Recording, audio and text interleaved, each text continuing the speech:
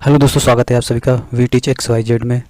तो आज हम इस वीडियो में डिवीजन नियम के बारे में देखेंगे। ठीक है, विभाज्यता का नियम देखेंगे। ठीक है, विभाज्यता का नियम क्या होता है, क्या कहते हैं इसे। ठीक है, विभाज्यता के नियम उन विधियों को कहा जाता है जिससे यह पता चलता है कि कोई संख्या किसी अन्य संख्या से पूर्णतः विभाजित हो सकती है या नहीं। ठीक है, बात करें एक से विभाज्यता का नियम। ठीक है, तो सभी पूर्णांक एक से पूर्णतः विभाजित होते हैं। ठीक है, अगर एक की बात करें तो सभी पूर्णांक एक से पूर्णतः विभाजित होते हैं। बात करते हैं दो की, तो दो एक सम संख्या है। ठीक है, एक सम संख्या है। ठीक है, तो दो से विभाज्यता के नियम में अगर इकाई के अंक में 0, 2, 4, 6 और 8 डॉट डॉट डॉट डॉट करके अगर सम संख्या रहता है। ठीक है, अगर लास्ट में 0 या कोई सम संख्या रहता है तो वो दो से पूर्णतः विभाजित होगा। ठीक है, दो से पूर्णतः विभाजित होगा। ठीक है, दो से पूर्णतः विभाजित होगा। बात करते हैं तीन की, तो तीन में क्या होता है कि तीन से विभाज्यता के नियम में जिस संख्या के सभी अंकों का योग 3 से विभाजित हो वो संख्या भी 3 से विभाजित होगी। यहाँ पे दिया है 6, 3, 1, 7, 5। ठीक है, और इनको सबको जोड़ा गया तो क्या है 24, और 24 को अगर 3 से डिवाइड करेंगे तो 8 बार में कट जाएगा। ठीक है, इसका मतलब ये हुआ कि ये 3 से पूर्णतः विभाजित है। जो संख्या दी गई है ये 3 से पूर्णतः विभाजित है। 4 से विभाज्यता में देख लेते हैं, जिस संख्या के इकाई व दहाई के अंक 4 से विभाजित हो वह संख्या भी 4 से पूर्णतः विभाजित होगी। ठीक है, यहाँ पे देख सकते हैं जितनी भी एग्जांपल में संख्याएं दी गई, यहाँ पे 24 है, यहाँ पे 60 है, यहाँ पे 12 है। तो जितनी भी संख्या दी गई है इकाई दहाई ये सभी 4 से विभाजित है। अगर 24 की बात करें तो अगर हम 4 से भाग देंगे तो कितना बार में 6 बार में जाएगा। और 60 है तो अगर हम 4 से भाग देंगे तो कितने बार में जाएगा, तो 15 बार में जाएगा। ठीक है, 12 में अगर 4 से भाग देंगे तो कितना जाएगा, 3 बार में जाएगा। इसका मतलब कि जितनी भी संख्याएं दी गई हैं सभी क्या हैं, 4 से पूर्णतः विभाजित हैं। अगर लास्ट में अगर डबल जीरो है, ठीक है, अगर लास्ट में डबल जीरो भी मिल रहा है तो संख्या भी 4 से पूर्णतः विभाजित होगी। ठीक है, अब देख लेते हैं 5 से। 5 से विभाज्यता के नियम में अगर इकाई का अंक, ठीक है, इकाई के अंक में 0 हो, ठीक है, या 5 हो, 0 या 5 हो तो वो संख्या 5 से पूर्णतः विभाजित होगी। यहाँ पे 0 है, यहाँ पे भी 5 है, यहाँ पे 0, यहाँ पे 5।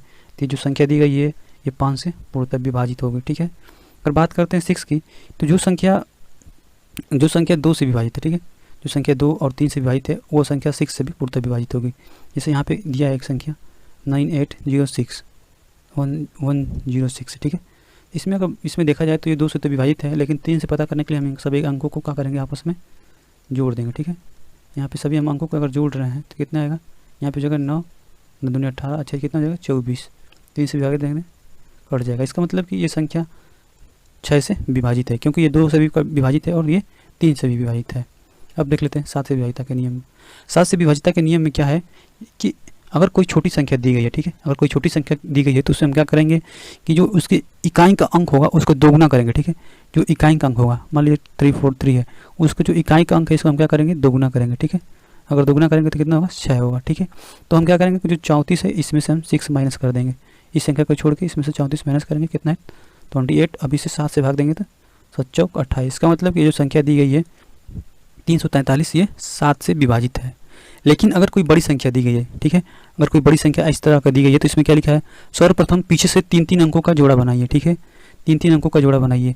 अगर बात की गई तो यहाँ पे क्या कह दिया है 5 5, ठीक है, 4 3 2 5 7 7। तो क्या कर रहा है कि 3-3 का जोड़ा बनाए, तो 3 यहाँ पे हो गया, 3 यहाँ पे हो गया। ठीक है, और यहाँ पे ये 6 है। ठीक है, यहाँ पे क्या है, ये 6 है, ये 2 जोड़ा बना।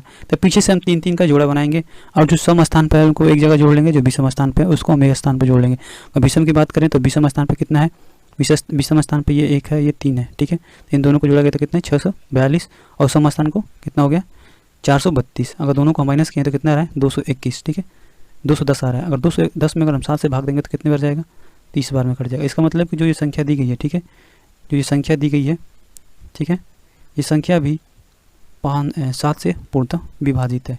छोटी संख्या रहेगी तो हम इस मेथड का प्रयोग करेंगे, और बड़ी संख्या दी गई है तो इस तरह से मेथड का यूज करेंगे। ठीक है, अब देख लेते हैं 8 से विभाज्यता का नियम। ठीक है, अगर देखा जाए तो 4 में क्या था कि लास्ट में 2 डिजिट था, लेकिन अगर 8 में बात करें तो इसमें देख सकते हैं लास्ट में क्या है कि यहाँ पे इकाई है। ठीक है, दहाई और सैकड़ा, उसमें क्या था इकाई और दहाई, लेकिन 4 में था इकाई और दहाई था। ठीक है, लेकिन 8 में क्या है सैकड़ा भी आ गया।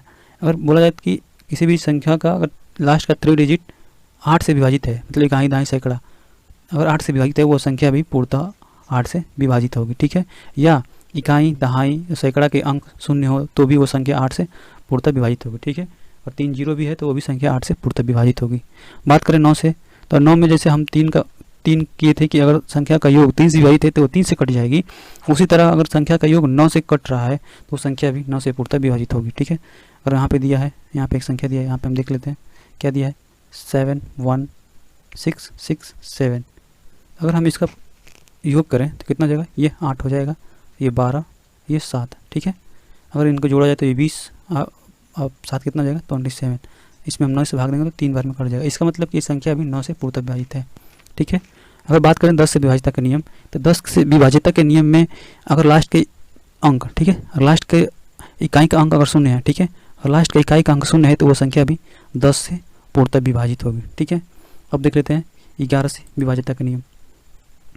जिस संख्या के सम स्थान, ठीक है, जिस संख्या के सम स्थानों और विषम स्थानों का योग बराबर हो, ठीक है, यदि किसी संख्या दी गई है, ठीक है, किसी संख्या के सम और विषम स्थानों का योग बराबर हो या उनको माइनस करने पर, ठीक है, योग करने पर या उनका माइनस करने पर, ठीक है, दोनों संख्याओं का योग अगर बराबर हो, ठीक है, मतलब सम स्थानों का योग, ठीक है, योग बराबर क्या हो, विषम संख्याओं का योग, ठीक है। अगर ये दोनों बराबर हो, ठीक है, तो संख्या 11 से पूर्णतः विभाजित होगी। या अगर दोनों का माइनस करें तो 0 आ जाए, ठीक है, या ये अगर इन लोगों का अगर हम माइनस करें तो 11 आ जाए, या तो बराबर हो ये दोनों संख्याएं, ठीक है, सम स्थानों का योग और विषम स्थानों का योग के बराबर हो, या तो 0 माइनस करने पर 0 हो, या तो 11 हो, तो वो संख्या भी 11 से पूर्णतः विभाजित होगी। यहाँ पे दिया है 52173। अगर इन लोगों को जोड़ा गया तो यहाँ पे 9 आ गया, यहाँ पे 9 आ गया, ये संख्या भी 11 से पूर्णतः विभाजित होगी। अगर हम दोनों को माइनस करेंगे, 9 माइनस 9 कितना 0 हो गया, ये 0 आ गया, ये संख्या भी 11 से पूर्णतः विभाजित होगी, ठीक है। अब अगला देख लेते हैं 12 से।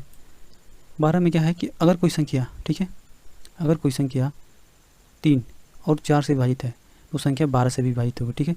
और कोई संख्या 3 से विभाजित है और 4 से विभाजित है तो संख्या 12 से भी विभाजित होगी। तो चूँकि हमको पता है अगर 4 से बात करें तो लास्ट का 2 डिजिट हमको चाहिए, ये 12 है, 4 से कटेगा ही, ये भी 4 से कट रहा है, फिर इसका अंकों का योग करके पता कर सकते हैं, ठीक है। इस प्रकार इसी से विभाजितता का नियम, यदि किसी संख्या के इकाई के अंक में 4 से गुणा करके बाकी अंकों में जोड़ने पर योग 13 से विभाजित है तो वो संख्या भी 13 से विभाजित होगी, ठीक है। अगर बात करें यहाँ पे देख सकते हैं दिया है 156, ठीक है। अगर 156 हम छोटी संख्या एक ले रहे हैं, ठीक है, अगर इसकी इकाई के अंक में हम 4 से गुणा कर रहे हैं, ठीक है, इकाई का अंक कितना है तो 4 है, तो इसका हम क्या करेंगे 15 प्लस 6 जाएगा 24, और दोनों को जोड़े कितना हो जाएगा 39, ठीक है, 13 39। इसका मतलब कि संख्या जो दी गई है ये 13 से विभाज्य है, ठीक है। इस तरह यहाँ पे भी देख सकते हैं दिया है कितना है 5499। तो इसको हम क्या करेंगे कि जो लास्ट की संख्या इसमें हम 4 से गुणा करके इन बाकी 2 संख्याओं में जोड़ देंगे, ठीक है। अगर ये इस बार भी बड़ी लग रहा है तो हम एक बार यही क्रिया 2 बार और अपना देंगे, ठीक है, जिससे ये पता चल जाएगा, ठीक है। अब देख लेते हैं 14 से विभाजितता का नियम।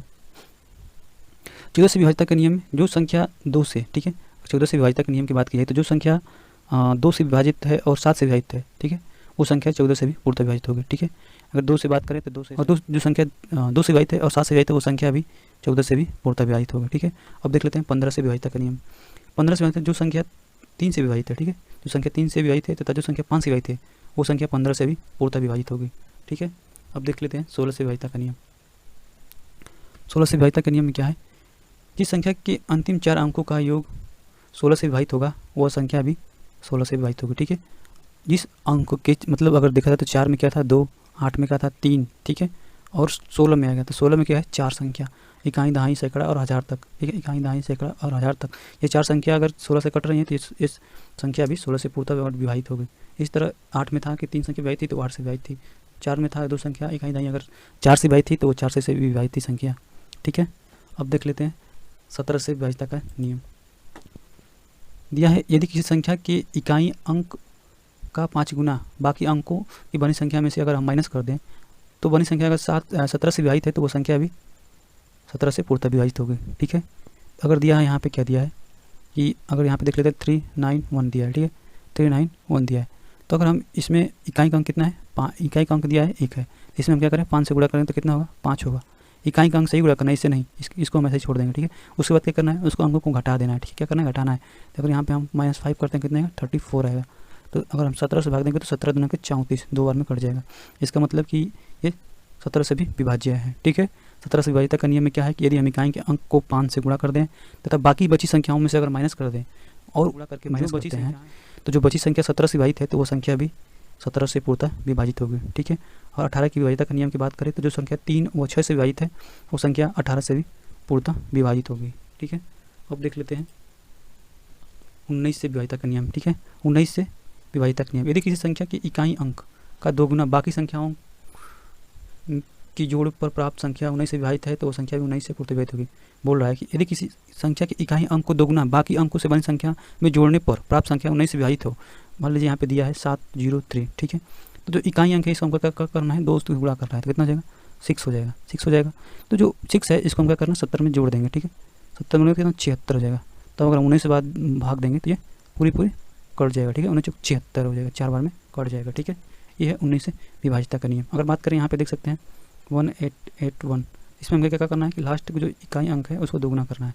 तो लास्ट की इकाई अंक को हमको क्या करेंगे 2 गुना करेंगे और फिर हम क्या करेंगे 118 में जोड़ देंगे, ठीक है। 2 गुना करेंगे, इसमें जोड़ेंगे तो कितना हो जाएगा 0, ये हो जाएगा 9, ठीक है। और ये हो जाएगा 1। तो अगर 19 से भाग देंगे तो कितने बार में जाएगा 10 बार में कटेगा, ठीक है। तो ये है 19 से विभाजित का नियम। क्या है 17 में क्या था कि 17 में था कि 5 से गुणा करके और माइनस करना था, जबकि 19 में क्या है कि 2 से गुणा करके इकाई के अंक में और उसमें जोड़ देना है, ठीक है। अब देख लेते हैं 20 से विभाजित का नियम। यदि 20 की विभाजित का नियम की बात की जाए तो जो संख्या 4 व 5 दोनों से विभाजित है वो संख्या 20 से भी पूर्णतः विभाजित होगी, ठीक है। जो संख्या 4 व 5 से पूर्णतः विभाजित है वो संख्या 20 से भी पूर्णतः विभाजित होगी, ठीक है। तो आई होप ये वीडियो आप लोग को अच्छा लगा है। वीडियो अच्छा लगा तो लाइक करें, चैनल पर नए हैं तो सब्सक्राइब करें। धन्यवाद।